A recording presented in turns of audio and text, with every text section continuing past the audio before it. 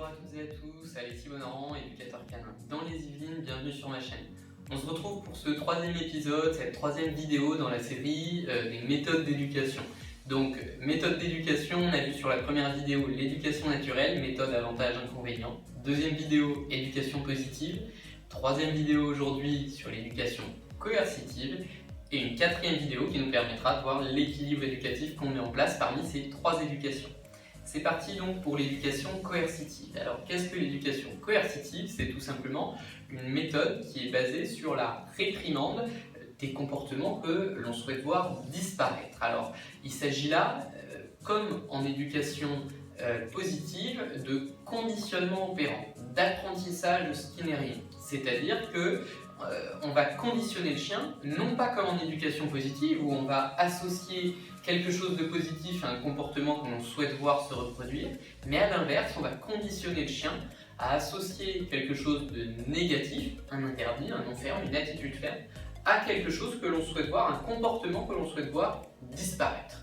Donc finalement, c'est le même principe que l'éducation positive en termes de conditionnement, mais à l'inverse. J'associe quelque chose de négatif au comportement que je souhaite voir disparaître, au lieu d'associer quelque chose de positif au comportement que je souhaite voir finalement augmenter. Alors, premier point de vigilance et qui est vraiment extrêmement important, c'est que je veux absolument que vous distinguiez cette éducation coercitive de ce que l'on retrouve chez des professionnels un peu à l'ancienne ou dans, hélas, encore aujourd'hui, la plupart des clubs canins. On va parler là d'éducation coercitive au sens de mise en place des interdits, des règles, des limites, le non, et on va voir en quoi ça peut être utile. Maintenant, il faut absolument distinguer ça de tout ce que vous allez retrouver, comme je vous dis, chez certains professionnels, dans beaucoup de clubs canins encore aujourd'hui, avec des méthodes violentes, c'est-à-dire l'utilisation du collier étrangleur, l'utilisation des colliers à clous, j'en parle même pas, ou encore des colliers électriques dans les clubs canins pour de l'éducation. D'accord, ça c'est vraiment des méthodes très coercitives, très violentes, on est même au-delà du coercitif, au-delà de l'interdit, on est vraiment sur des méthodes violentes et ça bien évidemment je peux que le déconseiller, c'est pas en étranglant un chien avec son collier qu'on va travailler son éducation. Donc premier point de vigilance. Ensuite, donc, quel est l'objectif? C'est, on a dit, de faire baisser en fréquence finalement un comportement que l'on souhaite voir disparaître. Et bien, finalement, cette éducation coercitive, elle consiste en le fait de savoir marquer les interdits de façon ferme, rigoureuse, tout en restant calme comme on a dit. Donc voilà en gros pour cette éducation coercitive. Maintenant, la méthode en termes d'éducation coercitive. Premier point de vigilance. Premier point de vigilance, avant de chercher à réprimander un comportement, il faut s'assurer qu'il ne s'agisse pas pour le chien d'une façon d'extérioriser un besoin. Exemple, je ne vais pas chercher à réprimander mon chien lorsqu'il aboie dans l'appartement ou dans le jardin si je sors mon chien 10 minutes par jour. Il y a un moment où, avant de réprimander le chien, il faut peut-être se poser la question pourquoi il aboie. C'est peut-être parce qu'on ne répond pas à son besoin de dépense physique et finalement il n'a pas le choix, c'est le seul truc qu'il a trouvé pour s'occuper. Donc ça c'est la première chose. Pourquoi j'attire votre attention là-dessus? Parce que c'est une question de bien-être animal et deux, si je ne réponds pas aux besoins de mon chien, j'ai beau essayer de sanctionner, de réprimander tout ce que je veux, le comportement que je veux voir disparaître, si je ne réponds pas aux besoins du chien, je ne vais jamais y arriver. Il s'agit d'un besoin, donc ça va forcément s'exprimer. Deuxième point de vigilance, il s'agit d'une méthode qui est principalement complémentaire, c'est-à-dire que je ne fonctionne pas uniquement sur un système coercitif, comme on l'a dit. L'éducation du chien, c'est une histoire d'équilibre, c'est exactement comme avec un enfant. D'un côté, je te dis que c'est bien, d'un autre côté, je te laisse découvrir, et de l'autre côté, parfois, je mets en place des règles et des interdits. Mais finalement, c'est exactement ce qu'on fait nous. Éducation naturelle pour la découverte, éducation positive pour renforcer les bons comportements, éducation coercitive simplement pour mettre en place des règles et des limites. Ensuite, donc, une fois qu'on a parlé un petit peu de cette histoire de méthode complémentaire, donc ce qu'il faut avoir en tête, c'est simplement que on va chercher à avoir des recours, c'est-à-dire si je peux passer par quelque chose de positif, c'est-à-dire que je peux travailler sur le comportement donné de façon positive, je vais plutôt chercher à le faire de façon positive. Maintenant, il y a des cas dans lesquels voilà, un simple interdit, ce sera le plus efficace et le plus cohérent. Alors, premier point. Donc en termes de méthode maintenant.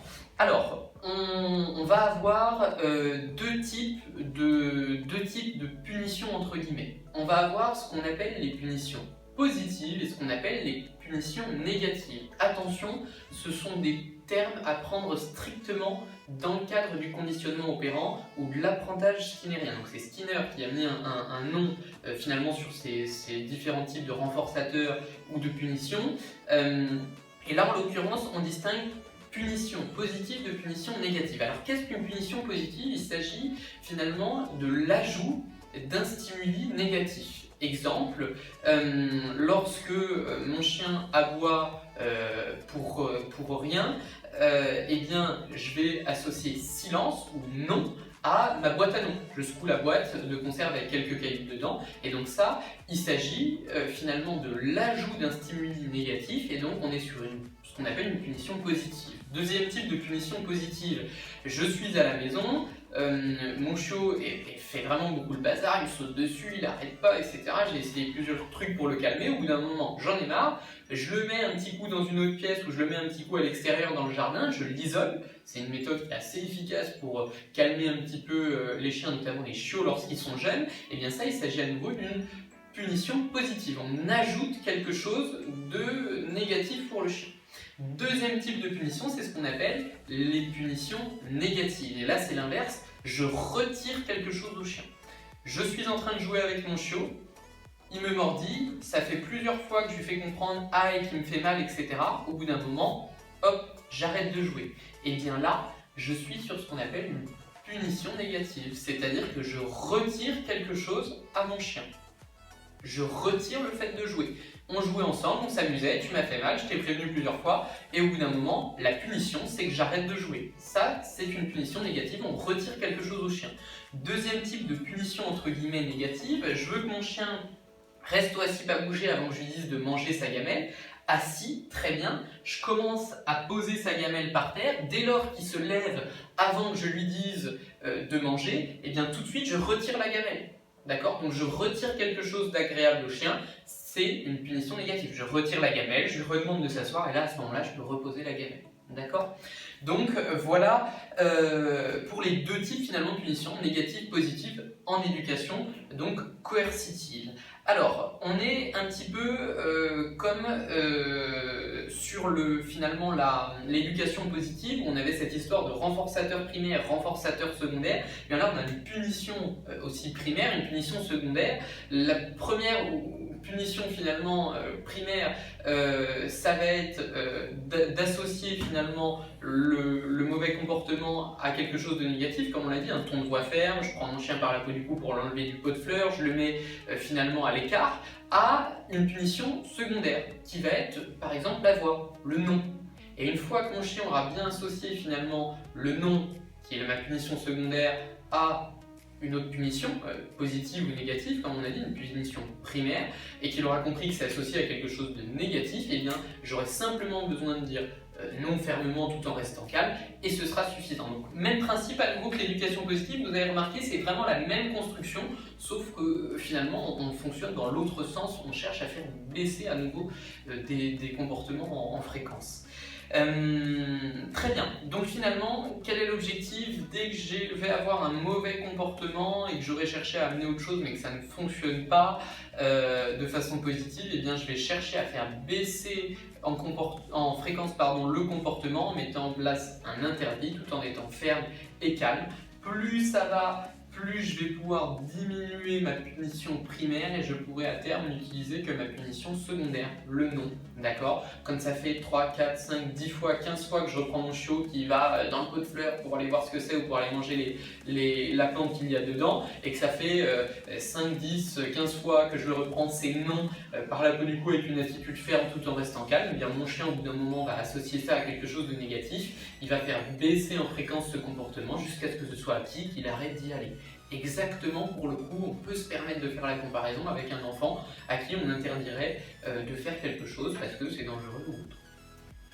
Donc, voilà un petit peu pour la méthode. J'insiste parce que c'est vraiment important sur le fait qu'il faille toujours rester calme. C'est quelque chose d'absolument essentiel, on reste calme, sinon ça veut dire qu'on ne maîtrise pas la situation et on ne tombe pas dans les extrêmes de l'éducation coercitive. Vous voyez les exemples que je vous ai donnés en termes de punition, il ne s'agit pas de quelque chose de violent, il s'agit en revanche simplement de marquer finalement avec une association négative un comportement. Mais il ne s'agit pas de tomber dans les extrêmes qu'on peut retrouver, comme je le disais, avec certains professionnels ou dans un certain nombre de clubs canins. Attention à ça, puisque là on ne va plus du tout travailler dans la même optique pour le coup.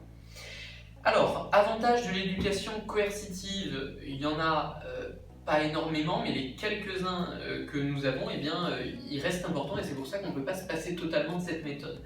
Premier avantage, ça permet de fixer des limites et un cadre. Ce qui est absolument, et j'insiste là-dessus parce qu'il y a beaucoup de gens qui ont aujourd'hui du mal avec ça, ce qui est absolument essentiel dans le cadre d'une vie en société.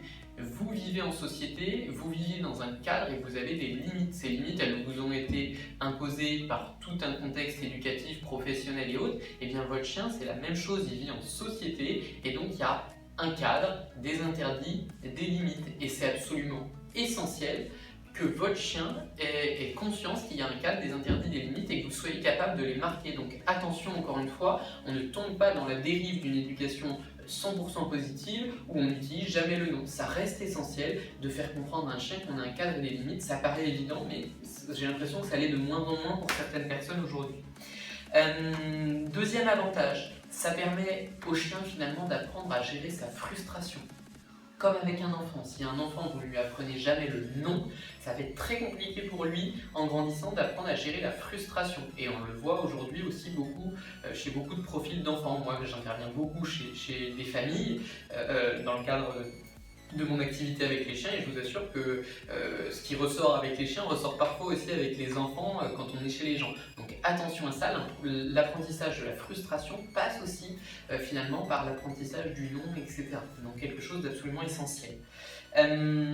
Troisième avantage, c'est qu'il n'y a pas de dépendance à un objet ou à quelque chose en particulier. On est simplement sur un interdit à nouveau ferme, calme, finalement qu'on pose avec son attitude principalement, et il n'y a pas de dépendance à une récompense ou autre. Ce qui évite de tomber pareil dans l'extrême de l'éducation positive où j'ai toujours besoin d'avoir une compensation positive en échange d'un comportement, j'ai toujours besoin d'avoir la friandise dans la main, et d'ailleurs si j'ai pas la friandise dans la main, quand je dis à mon chien de descendre du canapé, il descend pas. Là, à mon sens, ça pose problème. Donc là, avantage de l'éducation coercitive, quand je dis non, quand mon chien monte sur le canapé, c'est non, point. Je ne suis pas dépendant d'une récompense ou autre. Maintenant, inconvénient, et là il y en a un petit peu plus, c'est pour ça, comme je vous dis, qu'il faut utiliser cette méthode correctement. C'est que ça reste une gestion par la contrainte et que ça peut être source de frustration. Dans certains cas, comme je vous l'ai dit, c'est un avantage et ça me permet à mon chien d'apprendre la frustration. D'un autre côté, si c'est mal géré et si je ne le mets pas correctement en place, je vais avoir un chien qui va être très frustré et je ne vais pas réussir à obtenir le résultat souhaité en termes d'éducation. Donc ça doit se gérer correctement. Ça sous-entend un contrôle aussi parfois permanent. Si j'interdis certains comportements et que mon chien a vraiment énormément envie de les reproduire, eh bien ça sous-entend que je suis tout le temps en train de surveiller mon chien parce que mon chien, l'éducation coercitive n'enlève pas cette envie d'avoir le comportement, contrairement à l'éducation positive où le chien fait le choix d'adopter le bon comportement. Là, le chien ne l'adopte pas parce qu'il a peur de cette réprimande, et donc si vraiment c'est un comportement très fort, le risque c'est que mon chien ait toujours envie et que je sois toujours obligé de le contrôler et finalement qu'il ait toujours cette impression qu'il peut se faire réprimander pour ne pas avoir un mauvais comportement. Donc ça, c'est un gros inconvénient de l'éducation coercitive si c'est mal utilisé. Ensuite, c'est parfois difficile à mettre en place pour certaines personnes à la maison, je pense notamment aux enfants ou encore aux personnes âgées comme on le disait sur la vidéo précédente, pour qui ça peut être moins évident d'être dans un système de réprimande parce qu'ils n'auront pas forcément le bon positionnement. Là je parle notamment pour les enfants, c'est pas toujours évident. Et puis quatrième inconvénient pour l'instant, c'est souvent associé à de la nervosité. C'est-à-dire que les gens ont du mal à faire la distinction entre un interdit ferme et calme et se mettre à crier. Attention, depuis tout à l'heure, je vous parle d'avoir un certain nombre d'interdits fermes et calmes sans pour autant tomber dans l'énervement, dans la tension et autres. Donc ça, c'est un inconvénient aussi de l'éducation coercitive. Les gens ont très vite tendance à dériver là-dessus. Cinquième et dernier inconvénient là-dessus, c'est que, ça rejoint l'argument précédent, c'est que ça peut devenir un petit peu malsain, c'est-à-dire que à nouveau certaines personnes vont tomber dans les extrêmes avec ce type de méthode, et c'est très clairement ce qu'on retrouve aujourd'hui dans un très grand nombre de clubs canins. C'est pour ça que je vous invite toujours à bien vous renseigner avant de vous inscrire dans un club canin, à voir quelles méthodes sont utilisées et le sérieux et l'éthique des gens que vous avez en face de vous.